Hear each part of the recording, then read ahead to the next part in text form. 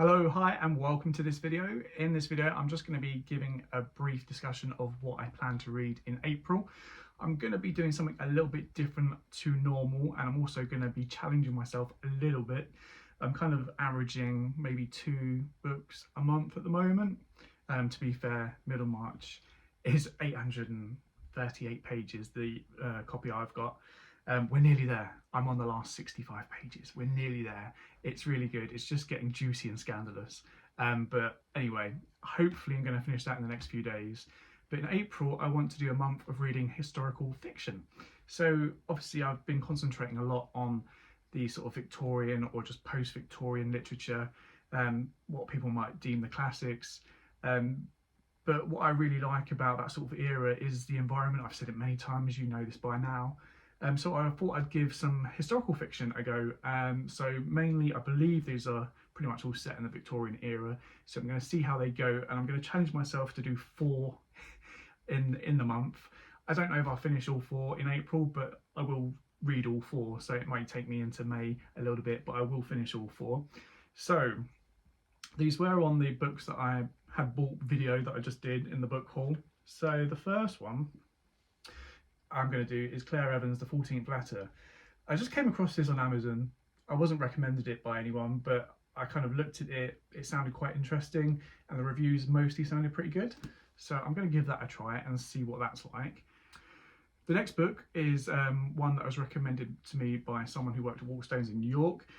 Said I was looking for sort of that sort of historical fiction, Victorian era, and they recommended Laura Purcell. I bought a number of her books, so I'm going to start with the first one chronologically.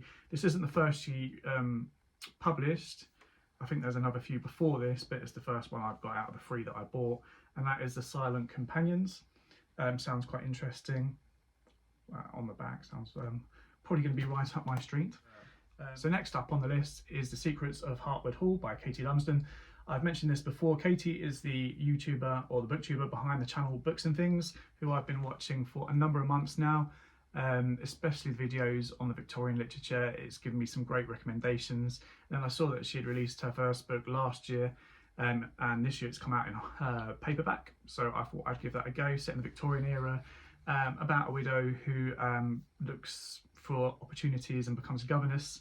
And yeah, it sounds right up my street, like all of these so far. So they were going to be the 3 that I read, but I've added a 4th.